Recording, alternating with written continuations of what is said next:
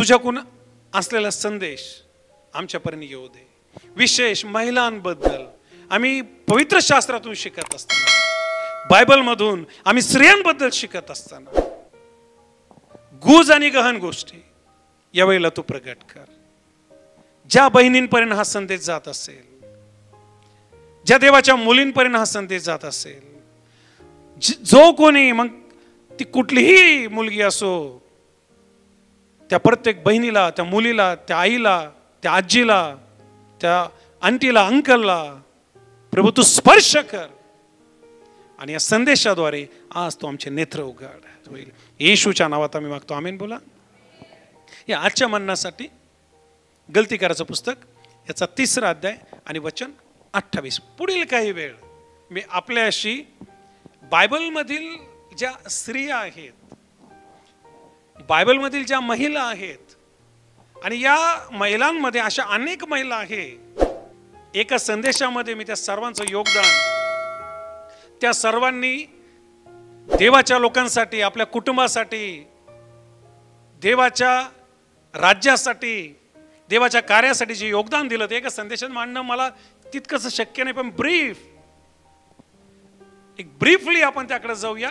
आणि बायबलमध्ये ज्या महिला आहेत त्यातल्या काही महिला ज्यांचं देवराज्यासाठी योगदान आहे, सेवकाईसाठी योगदान आहे, मग ते जुन्या करत असेल, नवीन करत असेल, मंडळीच्या इतिहासात असेल किंवा आजपर्यंत असेल, येशूच्या पुनरुत्थानात असेल, येशूच्या जन्मात असेल, पावलाच्या सेवकाईमध्ये असेल, उत्पत्तीच्या 1, 2, 3 अध्यायामध्ये असेल, उत्पत्तीच्या सर्व महिला असतील, अनेक महिला त्या ठिकाणी आहेत. आणि मग आम्ही पाहतो की जो नियमशास्त्रातल्या महिला असतील, राजेच्या पुस्तकातल्या, इतिहासाच्या पुस्तकातल्या, या संदेशाच्या पुस्तकातल्या, या सर्व ज्या महिला जर मी लिस्ट डाऊन करू लागलो तर एक संदेश काय, अनेक संदेश याच्यावर कमी पडतील. परंतु पुढील काही वेळामध्ये आपण जागतिक महिला दिन सेलिब्रेट करत असताना, आणि फक्त जागतिक महिला दिन म्हणून नाही, जगभरामध्ये एक प्रश्न वारंवार विचारला जातो. मंडळांमध्ये पहिल्या शतकापासून तर आतापर्यंत एका प्रश्नाला वारंवार सामोरे जावं लागतं. आणि अनेक ठिकाणी हे बोललं जातं की स्त्रिया ज्या आहेत, स्त्रियांनी मंडळीमध्ये गप्प बसावं, स्त्रियांनी शिकवू नये, स्त्रियांनी टीच करू नये, महिलांनी बोलू नये, त्यांनी धनीपण करू नये, त्यांनी शांत राहावं. आणि हा जो विषय आहे हा फार मोठा आर्ग्यू म्हणूया, डिस्प्यूट म्हणूया, विवादाचा विषय आहे. आणि हा काय आज सुरू झाला नाही. याच्याबद्दल संत पौलाने पहिल्या शतकामध्ये ज्यावेळेस तो आपलं पत्र लिहित होता आणि तिमोथेला तो लिहित होता, त्यावेळेस त्याने 2ऱ्या अध्यायात आणि 11 ते 14 वचनामध्ये ही गोष्ट मेन्शन केलेली आहे. आणि संत पौल तिथं म्हणतो की स्त्रियांनी शांत राहावं, स्त्रियांनी गप्प राहावं. आपण तिथं पण जाणार आहोत की संत पौल हे का बोलत आहे. आता जो आम्ही वाचलेला शास्त्र बघा, गलतीकाराचं पुस्तक याचा 3रा अध्याय आणि वचन 28 आपण ऐकूया. गलतीकाराचं पुस्तक 3रा अध्याय वचन 28. यहुदी, प्लीज ऐका, संत पौल काय म्हणत आहे. यहुदी व हेलेनी, गुलाम व स्वतंत्र, गुलाम व स्वतंत्र, पुरुष व स्त्री हा भेदच नाही. हे कोण बोलतोय. हे संत पौल बोलतोय. काय म्हणतो संत पौल, परत एकदा. यहुदी व हेलनी, गुलाम व स्वतंत्र, गुलाम व इंडिपेंडंट किंवा स्वतंत्र, पुरुष व स्त्री, पुरुष आणि स्त्री हा भेदच नाही. आणि म्हणून जो विवादाचा विषय आहे की स्त्रीने शिकू नये, स्त्रीने शांत बसावं, याकडे मी आपल्याला संदेशाच्या पुढच्या भागात घेऊन जाईल. पण मला सुरुवात इथून करू द्या. संत पौल जे आहेत हे ज्यावेळेस मिनिस्ट्री करत आहेत तर त्यांचा मिनिस्ट्रीचा जो अँगल आहे, दृष्टिकोन आहे, तो फार क्लिअर आहे. स्त्री आणि पुरुष हा भेद नाही. तुम्ही समजून घ्या. गुलाम आणि स्वातंत्र्य हा भेद नाही. आता यहुद्यांमध्ये 2 प्रजाती होत्या. एक होता यहुदी आणि एक असाचा यहुदी हेलनी. जर तुम्ही तिमोथेच्या बापाचा अभ्यास केला तर तिमोथेचा जो बाप होता तो यहुदी हेलनी होता. आणि म्हणून संत पौलाने जेव्हा तिमोथेला आपल्या बरोबर घेतलं त्याला तिमोथेची सुनता करावी लागली. कारण यहुदी हेलनी जे असायचे ते सुनतेवर जास्त भर द्यायचे. आणि म्हणून या ठिकाणी मी पाहतो संत पौल म्हणतात यहुदी हेलनी हा देखील भेद नाहीये. म्हणून कोणीतरी एका भावाने मागच्या आठवड्यात पालखीमय महिला दिनानिमित्तानं वचन सांगत असताना त्याने हे जे तिमोथेचं पहिलं पुस्तक 2रा अध्याय 11 ते 14 वचन हा टेक्स्ट मेसेजमध्ये टाकला की स्त्रियांनी शिकू नये. आणि म्हणून त्या भावासाठीच हा संदेश नाहीये, तर आपल्या प्रत्येकासाठी हा संदेश आहे. आणि ह्या प्रत्येक बहिणीसाठी संदेश आहे, प्रत्येक भावासाठी संदेश आहे की ही मेंटॅलिटी आपली नसावी. स्त्री म्हणजे काहीतरी कमी, स्त्री म्हणजे काहीतरी खालची, आणि पुरुष म्हणजे काहीतरी वरचे. तुम्ही लक्षपूर्वक वाचा, ऐका, शिका. जर तुम्ही उत्पत्तीच्या पुस्तकात आले तर तुमच्या लक्षात येईल देवाने आदाम तयार केला, बरोबर आहे का? आणि आदामाने हवा तयार केली, बरोबर आहे का? काही जण हा म्हणतात. देवानेच आदाम तयार केला आणि देवानेच स्त्री तयार केली. बोला येशू मसीह की. समजून घ्या, जर देव बापाला स्त्रीला खाली ठेवायचं असतं तर त्याने स्वतः स्त्री तयार नसती केली, त्यानेच स्वतः स्त्री तयार केली. आणि मजेची गोष्ट, ही जी स्त्री तयार झाली ना, ही आदामाच्या पायातून नाही तयार झाली. देवाला किती धन्यवाद, त्याच्या हृदयातून तयार झाली. त्याचं जे अंतःकरण आहे, हार्ट आहे, तिथल्या फासळीतून ती तयार झाली. अतिशय जवळचा भाग. आणि म्हणून लक्षात घ्या, जेव्हा आम्ही ख्रिस्तामध्ये आलोय, जेव्हा आम्ही येशूचा स्वीकार केला, इथं लिंगभेद नाही. लिंगभेद म्हणजे पुरुष मोठा, स्त्री छोटी, स्त्री वेगळी, पुरुष वेगळा, हा भेद नाही. आणि हे मी नाही बोलत, हे संत पौल सांगतो, ज्याने सर्वात जास्त नवीन करारामध्ये पुस्तक लिहिले, तो हे क्लिअर करतोय की स्त्री आणि पुरुष हा भेद नाही. आता आम्ही तिमोथेच्या पुस्तकाकडे ज्यावेळेस येतो आणि इथं संत पौलाला हे का लिहावं लागतं की स्त्रियाने गप्प राहावं, तर आम्ही जर इपिस्कराच्या मंडळीकडे आलो, पहिले तिमोथेचं पुस्तक, दुसरं तिमोथेचं पुस्तक, तिताचं पुस्तक, हे जे पत्र आहेत हे पास्टरल लेटर्स आहेत. हे जे पत्र आहे तुम्ही वाचा, यामध्ये तुम्हाला पाहायला मिळेल वडील कसा असावा, सेवक कसा असावा, विधवा कशा असाव्यात, स्त्रिया कशा असाव्यात, वर्तन कसं असावं, भाषण कसं असावं, उपदेश कशा असावेत. वाचलेत का तुम्ही? नसन वाचले तर वाचा. हे जास्तीत जास्त मला आठवतं, जसं मी बायबल स्कूलला असायचो तर जास्तीत जास्त आमचं अट्रॅक्शन हे पत्र असायचे. कारण प्रत्येकाला पाळक बनण्याचं एक हे असायचं की मला पाळक बनायचं आहे. आणि पाळक कसा असला पाहिजे हे जर शिकायचं तर या पत्रांमधून जावं लागायचं. वडील कसे पाहिजे तर या पत्रात तुम्हाला सापडतील, विद्वांबद्दल या पत्रांमध्ये सापडेल. आणि म्हणून जेव्हा पौल या पत्रांमध्ये हे सांगतो की स्त्रियाने गप्प बसावं, तर तो लिटरली हे सगळ्या मंडळींना नाही सांगत आहे. हे सगळ्या मंडळीने उचलायचं आणि लागू करायचं. स्त्रियांनो खाली बसा, स्त्रियांनो गप्प बसा, स्त्रियांनो बोलू नका, तुम्ही कमी आहात, आम्ही मेन आहोत, आम्ही वर आहोत. अरे देवाने ज्यावेळेस स्त्री बनवली ती आदमाच्या हृदयापासून बनवली ना. ज्यावेळेस देवाने स्त्री बनवली ती देवानेच बनवली ना. बोला येशू मसीह की. आणि म्हणून हा जेव्हा जेव्हा आम्ही असे महिला दिन साजरा करू, जेव्हा जेव्हा महिलांबद्दल कुठेतरी असं शिक्षण दिलं जाईल की महिलांनी शांत बसावं, महिलांनी गप्प बसावं, तर लक्षात घ्या बहिणींनो आणि भावांनो, जे आपल्या महिलांना सपोर्ट करतात, जे आपल्या बायकांना सपोर्ट करतात, मला फार आनंद वाटतो की मी पण देवाच्या सेवेमध्ये आहे आणि माझी पत्नी पण माझ्याबरोबर फुल टाइम देवाच्या सेवेमध्ये आहे. मी पण अनेक ठिकाणी सेवा करायला मला लोक बोलवतात. आणि इतकंच नाही, माझ्या पत्नीलाही अनेक ठिकाणी लोक बोलवतात. आणि माझ्या पत्नीबद्दल आणि माझ्याबद्दल नाही आहे, प्रत्येक स्त्रीने जिला देवाने पाचारण केलंय, प्रत्येक पुरुषाने ज्याला देवाने पाचारण केलंय, त्या पती पत्नीने देवाची सेवा केली पाहिजे. पुरुषालाही देव तेवढीच संधी देतो, स्त्रीलाही देव तेवढीच संधी देतो. मी किती स्त्रियांबद्दल सांगू, जॉयस मेयर आपल्या सगळ्यांना माहिती आहे. आपण अनेक वर्षांपासून जॉयस मेयरला पाहतो. देवाने अद्भुत उपयोगात आणला. कॅथरीन कुमरल, बेनींच्या मेंटर, त्यांनी जगाला हलवला. मी आपल्याला सांगितलं मागच्या वेस्लीबरची आई सुसन्ना, तिने आपल्या लेकरांसाठी मोठं योगदान दिलं. अनेक स्त्रियांची लिस्ट आहे. आणि म्हणून लक्षात घ्या की तिमोथेच्या पुस्तकांमध्ये शिक्षण दिलं गेलं, ती पर्टिक्युलर परिस्थिती पाहिली गेली. आणि तिमोथी जो आहे हा पाळक होता, आणि तिमोथी जो आहे हा इफिस येथील मंडळीतला पाळक होता. आणि इफिस येथील मंडळीतली परिस्थिती जी होती ती फार भयंकर अशा प्रकारची होती. आणि म्हणून ज्यावेळेस इफिस्कराला पत्र लिहिल्या गेले, ज्यावेळेस फिलिप्पीकराला पत्र लिहिल्या गेले, या पत्रांमध्ये बारकाईने वाचा, इथं खोट्या शिक्षणाचा सुळसुळाट होता. खोटं शिक्षण दिलं जात होतं. आणि खोटं शिक्षण असं होतं की स्त्रियांनी एक पुरुष सोडला तरी चालतो, घटस्फोट घेतला तरी चालतो. आणि त्या ठिकाणी अनेक स्त्रिया सेवकाईत तर आल्या होत्या. खास करून हे जे पौल बोलतोय ना, लक्षपूर्वक ऐका, हे त्या स्त्रियांसाठी ज्यांचं लग्न झालेलं आहे, स्त्रियाने गप्प राहावं. आणि ही जी मंडळी होती, या मंडळीमध्ये आम्हाला पाहायला मिळतं की अनेक स्त्रिया ज्या आहेत त्या इमॉरॅलिटी, ज्याला आपण म्हणतो व्यभिचार, अनैतिकता, या पापात पडल्या होत्या आणि त्या पापही करायच्या आणि देवासाठी उभ्या पण राहत होत्या, गीत पण गात होत्या, आराधना पण करत होत्या, स्वार्थ पण सांगत होत्या आणि एक खोटं शिक्षण दिलं जात होतं की याने काही फरक पडत नाही. म्हणून पौलाला हे लिहावं लागलं, म्हणून पौलाला हे राईट करावं लागलं आणि अर्जंट पाठवावं लागलं की अशा स्त्रियांनी गप्प राहावं, अशा स्त्रियांनी शांत बसावं, अशा स्त्रियांनी बोलू नये, त्यांनी आपलं आचरण पाहावं, त्यांनी आपले पती सांभाळावेत. पती हा त्यांच्यासाठी देवाने मस्तक म्हणून ठेवलेला आहे हे त्याला त्या कॉन्टेक्स्ट मधून सांगावं लागलं. जर आम्ही असंच घेतलं की पौल म्हणतो स्त्रियांनी बोलू नये, तर याचा अर्थ असा होतो की पौल पार्शलिटी करत आहे आणि पौल स्त्रियांना कमी दाखवतो आणि पुरुषांना जास्त दाखवतो. पण जसं मी गलती 3:28 मध्ये येतो, पौलाचा सिद्धांत हा नाही की स्त्रिया खाली आणि पुरुष वर. तो म्हणतो हेलनी तेवढेच, यहुदी तेवढेच, दास तेवढे, स्वतंत्र तेवढे, महिला तेवढ्या, पुरुष तेवढे, पण महिलांनी आपली अधीनता लक्षात घ्यावी. तुमच्या लक्षात येते? तुमच्या लक्षात येते? जे मला चॅनलवर ऐकत आहे लक्षात घ्या मी काय सांगत आहे. आणि हा संदेश तुम्हाला खूप मदत करेल, खूप मदत करेल. स्त्रियांच्या सेवेला पौलाचा विरोध नव्हता. अरे पौलाच्या बरोबर कितीतरी स्त्रिया मदत करायच्या, सेवकाईमध्ये होत्या. फिबे जी होती ही पौलाची असिस्टंट होती, जी पौलाचे पत्र व्हायची आणि घेऊन जायची. फिबे ही त्याच्या मिनिस्ट्रीमध्ये होती. किती वचन मी सांगू. गलतिकाराचं पुस्तक 4 अध्याय वचन 7, 1 तिमोथी 4 अध्याय वचन 6, रोमकाराचं पुस्तक 16 अध्याय वचन 6, फिलिप्पीकराचं पुस्तक 4 अध्याय वचन 2. युट्यूबवर ऐका, तुम्हाला सगळे वचन परत रिपीट भेटतील. हे सगळे वचन पौल सेवकाईबद्दल, त्याच्या सेवेत असलेल्या टीम बद्दल बोलतो. आणि पौलाच्या टीम मध्ये फक्त पुरुष नव्हते, कितीतरी स्त्रिया होत्या.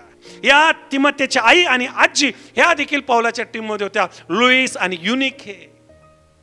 ज्यावेळेस पौल हा फिलिप्पीमध्ये होता आणि त्या ठिकाणी त्याला तुरुंगात टाकलं, त्याच्यासाठी प्रार्थना करणारं एक कुटुंब होतं आणि त्या स्त्रीचं नाव होतं प्रिस्किल्ला आणि नवऱ्याचं नाव होतं अक्विला. हे त्याचे वेल विशर आणि वेल सपोर्टर होते. पौल यांच्या घरी राहायचा, हे पौलाचा आदर तिथे करायचे. आणि ही जी प्रिस्किल्ला आहे हिचं मन प्रभूने प्रफुल्लित केलं होतं, हिच्या मुळा मंडळीची स्थापना झाली होती. बोलो येशू मसीह की हालेलुया. महिलांनी मंडळीत गप्प राहावं, हो राहावं, पण कोणत्या कॉन्टेक्स्ट मध्ये? जर त्यांची साक्ष खराब आहे तर, जर त्यांचं आचरण खराब आहे तर. अन्यथा पवित्र शास्त्र उलट स्त्रियांना आदर देतं. पहिल्या पुस्तकात आम्ही स्त्रीला पाहतो की जिला देवाने आशीर्वाद दिला, जरी तिने अवाज्ञा केली, फळ खाल्लं, तरी देवाने तिला आशीर्वाद दिला की तुझ्या पोटून, तुझ्या उदरातून तुझी जी संतती येईल ती सापाचं डोकं फोडेल. आणि ही स्त्री दुसरी तिसरी कोणी नसून आम्ही मरियाबाईकडे येतो. ही होती येशूच्या आई आणि या येशूच्या आईला देवदूताने दर्शन दिलंय. देवदूताने म्हणलं पाहिजे तू सरक बरं, तुझा बाप कुठे पाठव, कारण स्त्रिया ज्या आहेत त्या कमी आहेत. परंतु देवदूताने हिची निवड केली. देवाच्या राज्यामध्ये स्त्री पुरुष हा भेद नाही प्रियांनो. देवाच्या राज्यात जेवढं देव पुरुषांवर प्रेम करतो तेवढंच तो स्त्रियांवर प्रेम करतो. आमीन म्हणाल? आणि देवाने जगावर एवढं प्रेम केलं, तिथं नाही म्हटलं पुरुषांवर प्रेम केलं, तिथं नाही म्हटलं फक्त ठराविक काही लोकांवर प्रेम केलं, त्याने जगावर प्रेम केलं. आणि म्हणून लक्षात घ्या, पौल म्हणतो की भेद नाही. आणि जेव्हा आम्ही जुन्या करारामध्ये येतो, आम्हाला हीच गोष्ट देवाच्या करणीमध्ये, जसं त्याने आदाम घडवला त्याने हवा पण घडवली. त्याने आदामाला हाताने घडवलं आणि हवेला जादूने घडवलं का? उलट आदामाला घडवताना त्याला ऑपरेशनची गरज नाही पडली. पहिलं ऑपरेशन देवाने केलं, त्याला फासळी काढावं लागली. उलट आणि ती फासळी काढावं लागली जी नाजूक आहे. जेव्हा स्त्रीला तो घडवत होता, माझं मत आहे की त्यावेळेस त्याला अजून त्या ठिकाणी कष्ट घ्यावे लागले. आणि त्या दोघांनाही त्याने आशीर्वाद दिला. तुम्ही उत्पत्ती 1:22, उत्पत्ती 1:28 हे जर वाचलंय, उत्पत्ती दुसरं पुस्तक, तर देव त्या दोघांनाही म्हणलं आशीर्वादित व्हा. हे नाही म्हणलं आदाम तू आशीर्वादित होशील आणि मग आदामवरचे आशीर्वाद हवे तुझ्यावर येतील. आमचा देव हा लिंगभेद करणारा देव नाहीये. आमचा देव हा स्त्रीचा आणि पुरुष या दोघांचाही उपयोग करणारा आणि त्यांना त्या ठिकाणी आशीर्वाद देणारा देव. मी जस्ट बायबलचा अभ्यास करतो, आदामाने किती देवाचे आभार मानले याचं तर मला काही सापडत नाही. पण उत्पत्ती पुस्तक 4 दैवचन 1 जर तुम्ही पाहाल, जेव्हा हवेला लेकरू झालं पहिलं लेकरू, ती देवाचे आभार मानायला विसरली नाही. ती म्हणली देवाच्या साह्याने मला हा मुलगा झाला.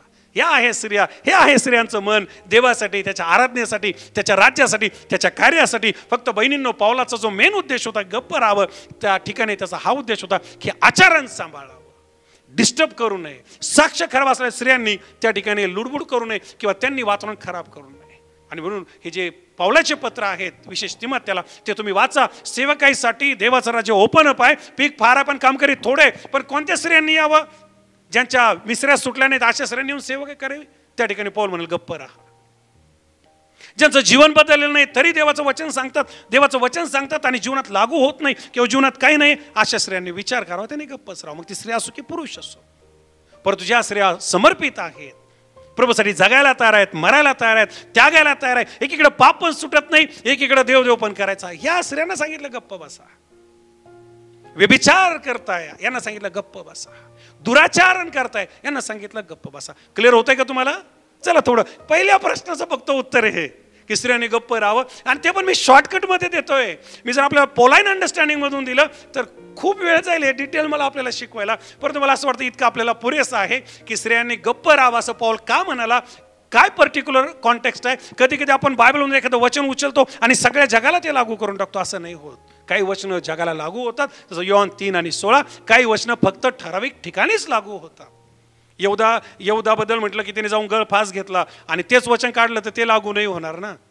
आणि मग एका ठिकाणी म्हटलं तू पण जाऊन तसंच कर, असं होईल का? एक वचन निघालं की गळफास घेतला, दुसरं वचन निघालं तू पण जाऊन तसंच कर, लागू करताल का? आणि म्हणून हे जे असे वचन आहेत ना प्रिय भावांनो आणि बहिणींनो, त्याचं कॉन्टॅक्ट, परिस्थिती, पावलाचा लिहायचा उद्देश, त्या काळात घडामोडी, त्या काळात त्या मंडळीतलं असलेलं खोटं शिक्षण आणि त्यासाठी पाठवलेलं पत्र, या पण गोष्टी आम्ही लक्षात घेतल्या पाहिजे. करिंथच्या मंडळीतही पाऊल अशाच प्रकारच्या काही गोष्टी सांगतो स्त्रियांबद्दल, कारण तिथं ॲथेन्स देवीचं मंदिर होतं आणि त्या देवीच्या मंदिरात ज्या स्त्रिया असायच्या त्या देवदाशा म्हणून सोडलेल्या होत्या. आणि ज्या देवदाशा असायच्या यांचं खास काम असायचं त्या काळामध्ये जे त्या ठिकाणी भाविक येतात त्यांना देहसुख द्यायचं. आणि अशा महिलांचं मंडळीत त्या येत होत्या, त्यांचं ते परिवर्तन होत होतं, परंतु त्यांचा जो स्वभाव, त्यांचा जो भपका आहे, केस मोकळे ठेवणं, अत्तर लावणं, सेंट लावणं, हे मंडळीला डिस्टर्ब करत होतं. म्हणून पौल पत्र लिहितो की स्त्रियांनी डोक्यावर घ्यावं. ठीक आहे, याच्याकडे पण आपण नंतर कधी जाऊया. पावलाबद्दल मी आपल्याला खूप सांगू शकतो, कारण माझा थेसिसच मी पावलावर केला आहे MDO करत असताना. हा ठीक आहे, परंतु आता मला पुढे जाऊ द्या. चला आपण हवेकडून थोडंसं पुढं येऊया. जसं आपण हवेकडून सारेकडे येतो. पहा, देवाने सारेवर पण खूप प्रेम केलं. अब्राहामावर तर त्याने प्रेम केलं, पण त्याने सारेची खास भेट घेतली. उत्पत्ती 18 तुम्ही वाचलं, तुमच्या लक्षात येईल. आणि तो साऱ्याला सांगतो की बाई, तुझ्या पोटी वसंत ऋतूमध्ये बाळ जन्माले. आणि सारा जी आहे हिने पण कुठली काटकसर नाही केली, आपल्या नवऱ्याबरोबर ती निघाली. अब्राहामाला जर आम्ही ओळखतो तर फक्त आम्ही अब्राहामाला नाही ओळखत, आम्ही सारेला पण ओळखतो. अब्राहामाचं कंट्रीब्युशन जे ठरलं, विश्वासाचा पिता, तर त्या पित्याबरोबर त्याची बायको जर कोण गणल्या गेली, ती सारा गणल्या गेली. कारण सारा जी आहे ही राणी म्हणून ओळखल्या गेली, ही जनक म्हणून ओळखल्या गेली, ही जननी म्हणून ओळखल्या गेली. साऱ्याच्या उदरातून राष्ट्र जन्माला आले, सारेच्या उदरातून अभिवचनाचं लेकरू जन्माला आलं आणि सारेच्या द्वारेच इसाक जन्माला आला. आणि म्हणून ज्यावेळेस आम्ही बायबलमध्ये येतो, स्त्रियांचे रोल आम्ही पाहतो, तर स्त्रियांच्या द्वारे देवाने फार मोठ्या मोठ्या गोष्टी केल्या. हवेला त्याने आशीर्वाद दिले, हवेला त्याने पुत्राचे आशीर्वाद दिले. विशेष हवेला त्याने त्या संततीचे आशीर्वाद आले जी स्त्रीची संतती आहे. आणि हे अभिवचन आम्हाला मत्त 1 मध्ये पूर्ण झालेलं पाहायला मिळतं येशूच्या जन्माने. सारेकडे ज्यावेळेस आम्ही येतो, इसाकाचं अभिवचन दिलं, आणि ज्यावेळेस आम्ही इसाकाच्या अर्पणाकडे येतो मोरिया डोंगरावर, हे अर्पण एक दर्शक होतं प्रभू येशू ख्रिस्ताच्या गुलगुता टेकडीवर होणाऱ्या अर्पणाचं. या गोष्टी ज्यावेळेस आमच्या लक्षात येतात की देवाने या स्त्रियांचा कसा उपयोग केला, तर त्या उदाहरणार्थ उपयोग झाला आणि त्यांचा जो उपयोग आहे तो भविष्याच्या हिशोबाने झाला. ज्यावेळेस आम्ही अजून पुढे येतो, एक छोटंसं बाळ आहे. ज्यावेळेस आम्ही पाहतो की मिस्राचा जो राजा फारो आहे, लेकरांची कत्तल करत आहे, एक आई आपल्या बाळाला लवाळ्याच्या पेटीमध्ये सोडून देते आणि तो नदीमध्ये आहे आणि ते जे बाळ आहे त्याच्याकडे मरण्याची शक्यता आहे आणि त्याचीच बहीण येते, त्या बाळाला घेते आणि राणीला देते. आणि शास्त्राचा अभ्यास करणारे सांगता हिचं नाव मिरियम आहे, मरियम आहे. आणि ही जी मिरियम आहे ही संदेष्टी होती, बायबल सांगतं. ही खंजरी वाजायची, खंजरी. झांज कुठे आपली? हां, मरियम काय करायची? मी जुन्या करून सांगायचं, खंजरी वाजवायची, संदेष्टी होती, भविष्यवाण्या करायची. आणि म्हणून बहिणींनो, जर कधी कोणी तुम्हाला डॉमिनेट करेल, हे म्हणेल की तुम्ही देवाच्या राज्यामध्ये खालचे आहात, तुम्ही गप्प राहा, तुम्ही शांत बसा, तुम्ही गाऊ नका, तुम्ही बोलू नका, तर मी देवाच्या वचनातून आपल्याला सांगतो, देवाचं वचन हे कुठेच असं सांगत नाही की तुम्ही गप्प राहावं, शांत बसावं, जोपर्यंत आम्ही देवासाठी त्याच्या योग्यतेचं काम करत आहोत. हा, परत मी सांगेल, ज्या ठिकाणी पौल गप्प राहा म्हणतो त्या ठिकाणची परिस्थिती वेगळी होती आणि म्हणून तिकडे जात असताना ह्या गोष्टी लक्षात घ्या. परंतु जेव्हा आम्ही बायबलमधून जातो, आम्हाला सारेचा देवाने उपयोग केलेला पाहायला मिळतो. आम्हाला हवेचा देवाने उपयोग केलेला पाहायला मिळतो. आम्हाला मरियमचा किंवा ही जी मिरियम आहे हिचा आम्हाला देवाने उपयोग केलेला पाहायला मिळतो. मोशेची बहीण संदेष्टी होती, मोशे संदेष्टा, मोशेची बहीण संदेष्टी. इतकंच नाही, जेव्हा यहोशुआ मोशेच्या मृत्यूनंतर नेमला गेला आणि ते यरीहो जवळ आले, त्यांना विजय मिळवायचा आहे, त्याने 2 हेर पाठवले, जा आणि त्या शहराचा शोध घ्या. आणि जेव्हा हे 2 हेर त्या नगरामध्ये गेले, त्या ठिकाणी एक वेश्या जिचं नाव राहाब आहे, प्रॉस्टिट्यूट. आता ही नेमकी कोणती वेश्या आहे याच्याबद्दलही डीप शिक्षण आहे. वेश्या म्हटल्यावर आपल्या डोक्यात फक्त काही ठराविक गोष्टी येतात. त्या काळामध्ये वेश्या या 4 प्रकारच्या स्त्रियांना म्हटलं जायचं. ठीक आहे. आणि तिकडं आता गेलो तर मला शेवटच्या स्त्रीपर्यंत येता येणार नाही. पुढे जाऊया आपण. ही जी राहाब आहे, शास्त्र आम्हाला सांगतं, या राहाबेने यहोशुआचं पुस्तक 2 अध्याय आणि वचन 4, हे जे 2 हेर आहे यांना लपवून ठेवलं. या राहाबेने या 2 हेरांची काळजी घेतली आणि ती त्यांना म्हणाली की मला माहिती आहे देव हे नगर तुमच्या हाती देणार आहे. आम्ही सगळे या नगरातले लोक दहशत पावलोय, कारण देव यहोशुआ बरोबर आहे, देव इस्रायला बरोबर आहे. ही राहाब जी आहे ही दूरची बाई होती, ही काही इस्रायली नव्हती, पण तिने तो रोल प्ले केला जो देवाने तिला करायला लावला. आणि जेव्हा यहोशुआने यरीहो घेतलं तो म्हणला राहाबेला हात लावू नका, तिच्या कुटुंबाला हात लावू नका, ती वाचलीच पाहिजे, कारण तिने सेवा केलेली आहे, तिने योगदान दिलेलं आहे, तिने मदत केलेली आहे. बहिणींनो, किती स्त्रियांबद्दल मी बायबलमधून तुम्हाला सांगू. जसं आम्ही हन्नाकडे येतो, हन्नाने एक अशा लेकराला जन्म दिला ज्या लेकराने संदेष्टे नेमले, राजे नेमले, आणि जो स्वतः संदेष्ट झाला शमूएल. हन्ना वेदीजवळ गेली. अनेक ठिकाणी स्त्रियांना वेदीजवळ येऊ देत नाही. डाळाडाळा रडली आणि तिचे अश्रू जे आहेत ते मोठ्या मोठ्या संजीवनामध्ये उगले आहेत की उदयास आलेले आहेत. आम्हाला पाहायला मिळतं एस्तेर 4 अध्याय वचन 16 मध्ये जेव्हा हमानाने इस्रायल लोकांचं कत्तल, यहुदी लोकांना मारायचं ठरलो, त्या ठिकाणी सापळा रचून ही मर्दकाला म्हणाली तुम्ही 3 दिवस उपवास करा, मी पण 3 दिवस उपवास करते. राजाचा हुकूम आलेला नाही तरी मी जाईल, मी मेले तर मेले, पण मी जाणार आणि जाणार. आणि एस्तर आज्ञा नसताना गेली, गॅपमध्ये उभी राहिली आणि त्या ठिकाणी तिने इस्रायल लोकांचा बचाव केलेला आहे. बोलो येशू मसीह की. तुम्ही सारेबद्दल पहा, देवाने तिचा उपयोग केला. तुम्ही हवेबद्दल पहा, देवाने तिचा उपयोग केला. तुम्ही हन्ना बद्दल पहा, देवाने तिचा उपयोग केला. तुम्ही मरियमबद्दल पहा, या संदेष्टीबद्दल पहा जी मोशीची बहीण आहे, देवाने तिचा उपयोग केला. इतकंच नाही, शास्त्रामध्ये लिहिलंय फिलिप नावाचा जो शिष्य होता, या शिष्याला 4 मुली होत्या. किती मुली? आणि या 4ही मुली, तोही संदेष्ट होता आणि मुली पण संदेष्ट होत्या. तुम्हाला समजतंय?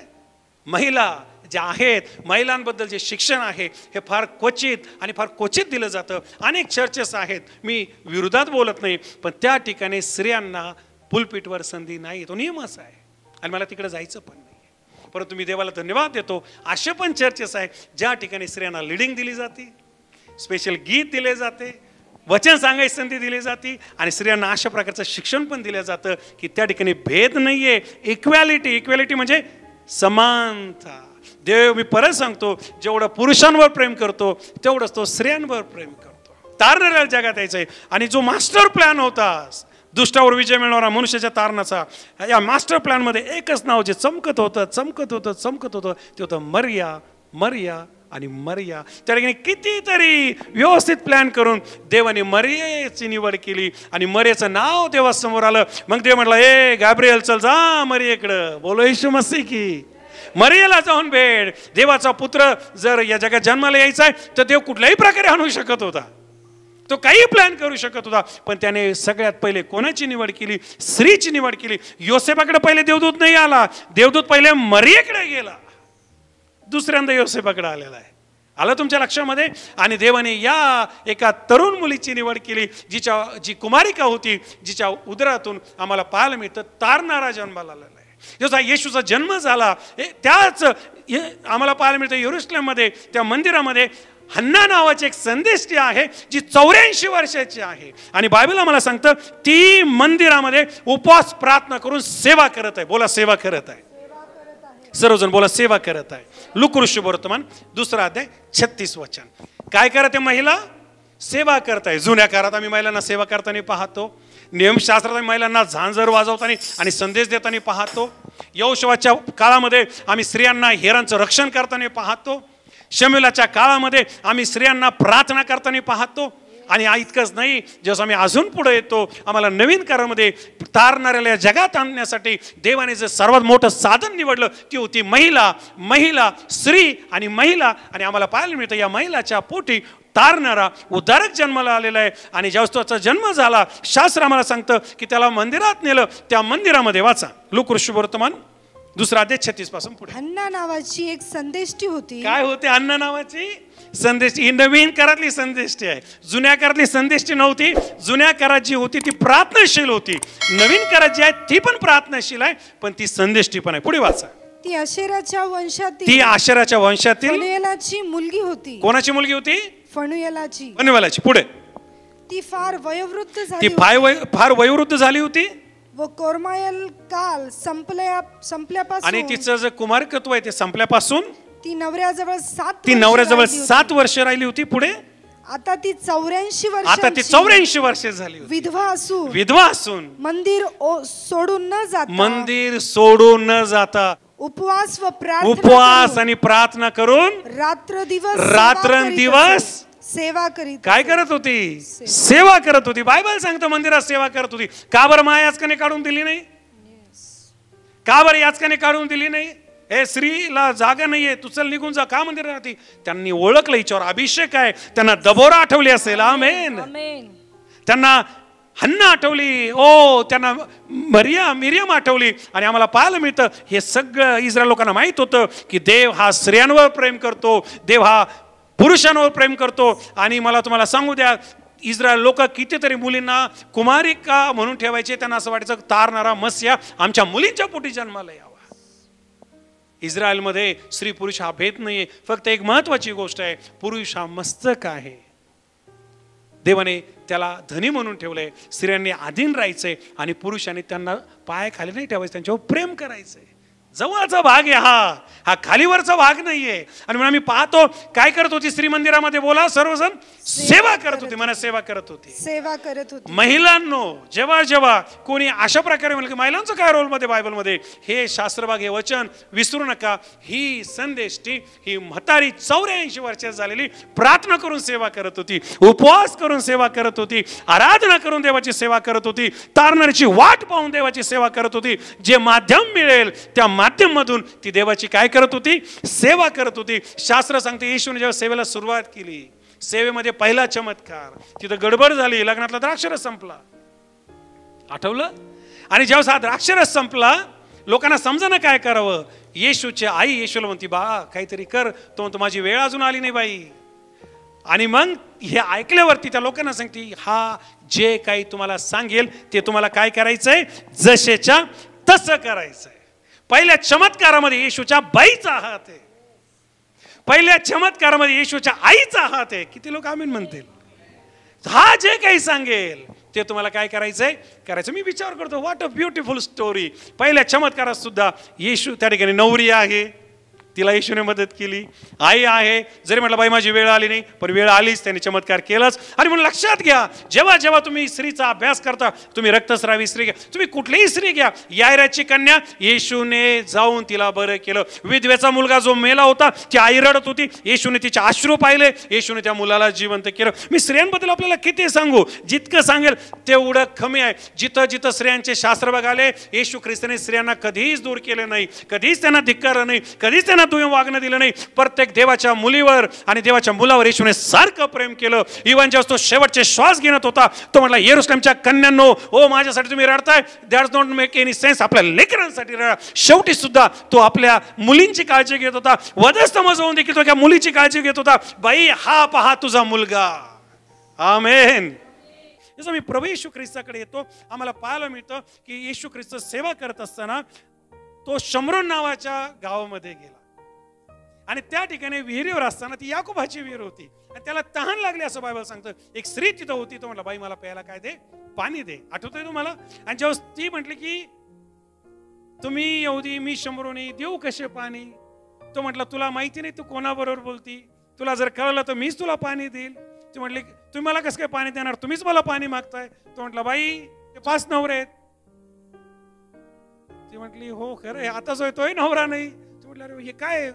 आणि मग ती पळत गेली गावांना, अरे रे कोणतरी आलाय आणि हाच मसीहा आहे, आणि तिने मला सगळं सांगून टाकलं, काहीच राहिलं नाही. चला, आणि शास्त्र मला सांगतं योहान कृष्णवर्तमान 4 अध्याय 39 वचन, या एका बाईने सर्व नगर येशू ख्रिस्ताकडे आणला. आमेन.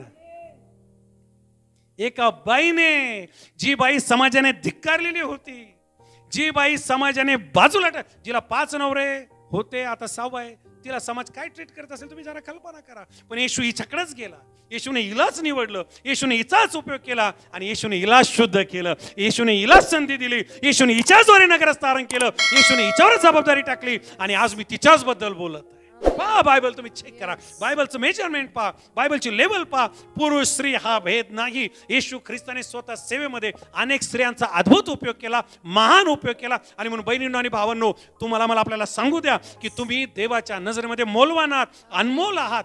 जी सेवा देवाने तुम्हाला दिली, त्याची तुम्हाला हन्नाप्रमाणे प्रार्थनेची सेवा असेल, मरियमप्रमाणे झांजवाची सेवा असेल, हवेप्रमाणे सेवकांना जन्म घालायची सेवा असेल, सारेप्रमाणे नवऱ्याला साथ द्यायची सेवा असेल, ईश्वरप्रमाणे उपवास प्रार्थना करायची सेवा असेल, तुमचा आमेन येत नाही. येशू ख्रिस्ताच्या आईप्रमाणे हा जे काही तुम्हाला सांगतो, म्हणजे व्हॉलेंटियर मध्ये मदत करायला लावण्याची, चर्च मध्ये मदत करायला लावण्याची तुम्हाला सेवा असेल, किंवा शंभरोनी स्त्रीप्रमाणे गाव येशूकडे आणलं. वाचा योहान कृष्णवर्तमान 4 अध्याय 39 वचन.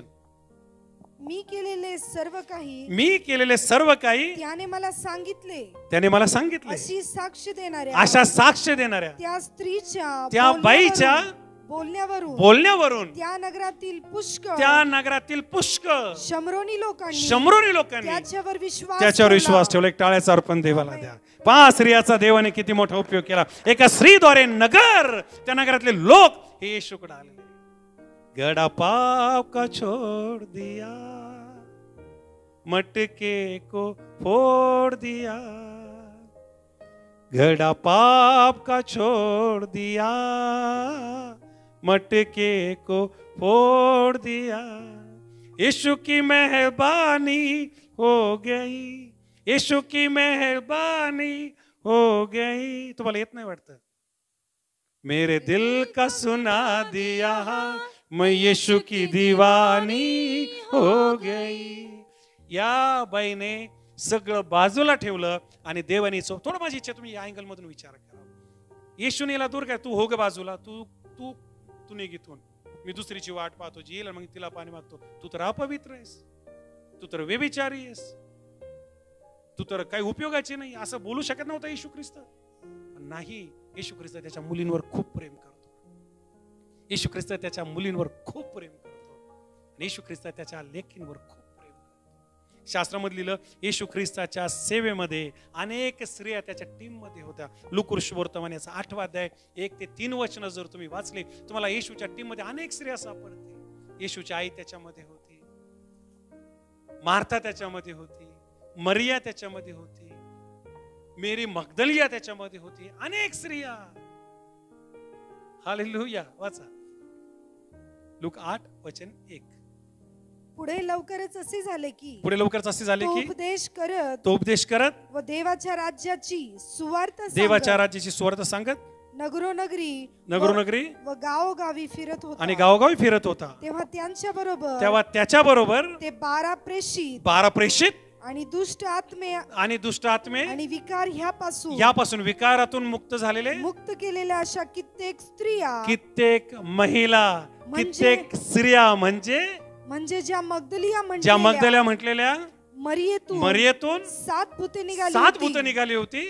ती आणि हेरोदाचा कारभारी खुजा याची बायको योहन्ना, तसेच सुसन्ना व दुसऱ्या आणि पुष्कळ स्त्रिया होत्या. भली मोठी लिस्ट आहे. लक्षात येतं, देवाचं वचन बारकाईने ऐका मंडळी, देवाचं वचन बारकाईने ऐका सेवकांनो. देवाचं वचन ती प्रत्येक मंडळी ऐको, प्रत्येक पुरुष ऐको, जो म्हणतो स्त्रियांनी गप राहावं, स्त्रियांनी बाजूला राहावं, स्त्रियांनी शांत राहावं, स्त्रियांनी पुढे येऊ नये, हे बिलकुल बोलू नका. येशू स्वतः त्याच्याबरोबर स्त्रियांची टीम होती, येशूच्या बरोबर स्त्रियांची टीम होती, आणि या स्त्रिया येशूला प्रार्थनेने आणि पैशाने मदत करायच्या, सेवकाईसाठी मदत करायच्या, जेवण करण्यासाठी मदत करायच्या. मार्था काय म्हणली, मरियाला सांगा ना माझ्यावर लोड आलाय. आणि मग तुम्ही हा बायबल वाचताना बायबल व्यवस्थित वाचा, त्याचं व्यवस्थित मनन करा, त्याचं व्यवस्थित शिक्षण घ्या. हे जे काही अर्धवट विचार आहे, जे स्त्रियांना खाली बसवणार आहे, दूर करणार आहे, हे तुटतील आणि येणाऱ्या दिवसामध्ये सुसन्ना बाहेर येईल, योहन्ना बाहेर येईल, येणाऱ्या दिवसात मरिया बाहेर येईल, एस्तेर बाहेर येईल, हन्ना बाहेर येईल, शमरूनी स्त्री बाहेर येईल, नगर येशूकडे येतील, शमूएल जन्माला येतील, मोशे सारखे जन्माला येतील, मरियम सारखे जन्माला येतील, दबोरा सारखे जन्माला येतील, एस्तर सारखे जन्माला येतील, राहावे सारखे जन्माला येतील आणि सगळी परिस्थिती बदलून जाईल. मला शेवट करताना अतिशय सुंदर भाग जो माझ्या हृदयाला नेहमी टच करतो स्त्रियांना धरून, या भागाने शेवट करू द्या. येशू ख्रिस्त पृथ्वीवर आला, त्याने खूप सेवा केली, रात्रंदिवस, आयुष्यभर आपल्याकडून होणार एवढं काम त्याने 3-3.5 वर्ष रात्र दिवस त्याने एक केले. खूप राबला, इतका राबला की त्याला शेवटी रक्ताच्या घामासारखा घाम, इतकंच नाही, क्रूर मरण, त्या काळचं सर्वश्रेष्ठ क्रूर मरण त्याला दिल्या गेलं आणि तो मेला. शास्त्र सांगतं मरण त्याला थांबू शकलं नाही, तो उठला. आणि त्याने एकदा नव्हतं सांगितलं मी उठेल, अनेकदा सांगितलं होतं, पण त्या कबरेवर या 12तला एकही गेला नाही, पुरुषातला एकही गेला नाही. त्या कबरेवर भल्या पाटे जाणाऱ्या स्त्रिया होत्या, त्या कबरेवर भल्या पाटे जाणाऱ्या स्त्रिया होत्या. आणि शास्त्र सांगतं त्याचं पहिलं दर्शन, त्याची पहिली सुवार्ता, पुनरुत्थानाचा पहिला संदेश जर शिष्यांकडे कोण घेऊन आला असेल तर ती महिला होती बहिणींनो, त्या स्त्रिया होत्या भावांनो. आणि म्हणून शास्त्र वाचत असताना, देवाचं वचन वाचत असताना स्त्रियांची बायबलमधली जी भूमिका आहे ही विजयी भूमिका आहे.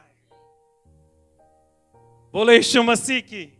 आज मी ज्या बहिणी मला ऐकत आहे, ज्यांना डॉमिनेट केलं गेलंय, ज्यांना बाजूला केलं गेलंय, ज्यांना दाबल्या गेलंय, ज्यांना म्हटलं गेलंय की तू गप्प बस, अशा बहिणींना या संदेशातून उत्तेजन देऊ इच्छितो. तुम्ही देवाच्या नजरेमध्ये इक्वल आहात. पुरुष आणि स्त्री हा भेद नाहीये. ना पौलाने केला, ना येशूने केला, ना संदेष्टांनी केला, ना त्या काळातल्या महायाजकांनी केला, ना जे देवाच्या आत्म्याने भरलेले जे देवाचे दास राजे होते ना त्यांनी केला. स्त्रियांचाही देवाने उपयोग केला आणि पुरुषांचाही देवाने उपयोग केला. देव पुरुषांवरही तेवढंच प्रेम करतो आणि स्त्रियांवरही तेवढंच प्रेम करतो. देवाचं काम करत असताना मग चर्चमधलं काम असेल, कुटुंबामधलं काम असेल, मंडळीमधलं काम असेल, सेवकाईमधलं काम असेल, सुवार्तेला धरून काम असेल, तुमच्यामध्ये प्रगटीकरणाचे भविष्यवाणीचे दान असतील त्याला धरून देवाचं काम करणं असेल, सुवार्तेचं दान असेल, गीताचं दान असेल, सपोर्ट करण्याचं दान असेल, तुमच्यामध्ये जे काही दान बहिणींनो देव घातलेलं आहे, हा संदेश ते दान वर आणण्यासाठी मी जाहीर करतो तुमचं सहाय्य करणार आहे. मी जाहीर करतो की देव येणाऱ्या दिवसामध्ये तुम्हाला सारे प्रमाणे, मरिया प्रमाणे, हन्ना प्रमाणे, रिबेका प्रमाणे, रेचल प्रमाणे, राहेल प्रमाणे मी जाहीर करतो तुमचा उपयोग जो आहे, राहाबे प्रमाणे, एस्तर प्रमाणे तुमचा उपयोग जो आहे, मरिया प्रमाणे, योहन्ना प्रमाणे, फिबे प्रमाणे, युनिक प्रमाणे, लुईस प्रमाणे, येशू ख्रिस्ताच्या आई प्रमाणे तुमचा उपयोग, ज्या मेरी मगदलेला पहिलं दर्शन मिळालं त्या मेरी मगदलेप्रमाणे तुमचा उपयोग जो आहे, प्रिस्किल्ला प्रमाणे, आणि जेवढ्या स्त्रिया या प्रिशांच्या सेवकात सेवा करत होत्या, येशू बरोबर सेवा करत होत्या, जुन्या काळात सेवा करत होत्या, परमेश्वर तुमचा उपयोग करो. वय लक्षात घेऊ नका. 90 वर्षाच्या सारेला देवाने आशीर्वादित केलं, 84 वर्षाच्या म्हातारीला देवाने आशीर्वादित केलं. देव आहे तो 5-6 नवरे असलेल्या बायकोचा त्याने उपयोग केला, की त्या बाईचा त्याने उपयोग केला. ज्यांना भूत लागलेले होते त्यांचा त्याने उपयोग केला, त्यांना त्याने शुद्ध केलं होतं. आणि ज्यांना समाजाने दगडमार करायची ठरली होती, मारून टाकायचं ठरलं होतं, येशूने त्यांचा देखील उपयोग केला. बोलो येशू मसीह की. मी जाहीर करतो हा महिला दिन साजरा करत असताना किंवा देवाची सेवा करत असताना किंवा देवाचं काम करत असताना तुम्हाला देव अद्भुतरीत्या उपयोगात आणो. परात्पराची छाया तुमच्यावर येऊ, परमेश्वरचा अभिषेक तुमच्यावर येऊ, तुम्हाला दृष्टांत प्राप्त हो, तुम्हाला प्रगटीकरण प्राप्त हो, देव त्याच्या वचनात तुम्हाला स्पष्टीकरण देऊ. हा भेद नाही पुरुष आणि स्त्री, तुम्ही मौल्यवान आहात, तुम्ही उपयोगाचं पात्र आहात, तुम्ही स्वार्थाचं पात्र आहात, तुम्ही अभिषेकाचं पात्र आहात, हो तुम्ही देवाच्या राज्याच्या वाढीचं पात्र आहात. आणि जर आम्ही स्वीकारलं असेल तर आमीन म्हणूया. प्रेमळ देव बापा, येणाऱ्या दिवसामध्ये माझ्या प्रत्येक बहिणीला, भावाला, तुझ्या लोकांना अद्भुतरित्या उपयोगात. माझी इच्छा बहिणींनो अशाच तुम्ही जाऊ नये. तुमच्यामध्ये फार पोटेन्शियल आहे. तुम्ही जगाला हलवणारे आहात, तुम्ही नगराला येशूकडे आणणारे आहात, तुम्ही राष्ट्राला जन्माला घालणारे आहात, तुम्ही राजाचा मान बदलणारे आहात, तुम्ही विजयाची घोषणा करणारे आहात, तुम्ही प्रार्थने राजे जन्माला घालणारे आहात, तुम्ही नवीन द्राक्षरस बनवायला लावणारे आहात, तुम्ही पत्र वाहणारे आहात, तुम्ही पत्र वाहणारे आहात, तुम्ही मंडळीची स्थापना करणारे आहात. हालेलुया. थँक्यू राजा. माझ्या या सर्व मुलींबद्दल मी तुला धन्यवाद देतो. Thank you Jesus. भर प्रभू. शैताना दूर हो येशूच्या नावात. हे काहीच व्हायला जाऊ देऊ नको, हे काहीच खाली जाऊ देऊ नको. उलट हे उगू दे येशूच्या नावात. हे खोलवर रुचू दे आणि माझ्या बहिणींचा अद्भुत उपयोग करून. ज्या गोष्टी त्यांना थांबवत असतील, त्यांना नाव ठेवलं जात असेल, त्यांना मागं ओढलं जात असेल, त्यांना संधी दिली जात नसेल, प्रभू रद्द होऊ दे. आणि या मंडळीमध्ये त्यांना संधी दिली जाते. या मंडळीमध्ये त्यांचा उपयोग केला जातो. या मंडळीमध्ये हो प्रभू त्यांना प्रमोट केलं जातं. ही मंडळी त्यांच्यावर प्रेम करते. हा पालक त्यांच्यावर प्रेम करतो. ही मिनिस्ट्री त्यांच्यावर प्रेम करते. याची आज त्यांना जाणीव होऊ दे. येणाऱ्या दिवसात त्या सुसन्येप्रमाणे, फिबेप्रमाणे, मरियेप्रमाणे, हन्नेप्रमाणे, ओ मगदलेप्रमाणे, मार्थेप्रमाणे येशूच्या नावात मोठं काम करू दे प्रभू. मंडळीतल्या महिलांना वाढव प्रभू. लोटाच्या बायकोची आठवण करा. येशूने म्हटलं, प्रिय बहिणी, प्रिय भावा, मागं वळायचं नाहीये. बस झालं आता. मला देवासाठी जगायचंय. माझं घर माझी वाट पाहत आहे. माझं गाव माझी वाट पाहत आहे. माझी मंडळी माझी वाट पाहत आहे. माझा नगर माझी वाट पाहत आहे. माझा देश माझी वाट पाहत आहे. पवित्र आत्मे ये, पवित्र आत्मे ये. तुझे गिफ्ट ऑपरेट होऊ दे प्रभू. हर एक ती गोष्ट निघून जाऊ दे जी अडखळण आहे, जी अशुद्ध आहे, जी नको आहे. आणि आम्हाला आम्हाला स्वच्छ कर, शुद्ध कर आणि तुझ्या राज्याच्या वाढीसाठी आमचा उपयोग करून घे. जेवढ्या बहिणी आल्यात, भाऊ आलेत, त्यांच्याबद्दल धन्यवाद देतो. भक्ती तुझ्या हातात देतो आणि प्रार्थना मी येशूच्या नावात करतो. आमेन म्हणून या चर्चा. बोलो येशू मसीह की. जीवन बदलणारे संदेश, आपल्याला आशा देणारे संदेश आणि आपल्याला देवाच्या जवळ नेणारे संदेश ऐकण्यासाठी आमचं जे YouTube चॅनल आहे पास्टर दीपक थोरात या नावाने, या चॅनलला सबस्क्राईब करा, लाईक करा, इतरांपर्यंत शेअर करा. याद्वारे आपल्या जीवनामध्ये मोठ्या गोष्टी झाल्याशिवाय राहणार नाही. God bless.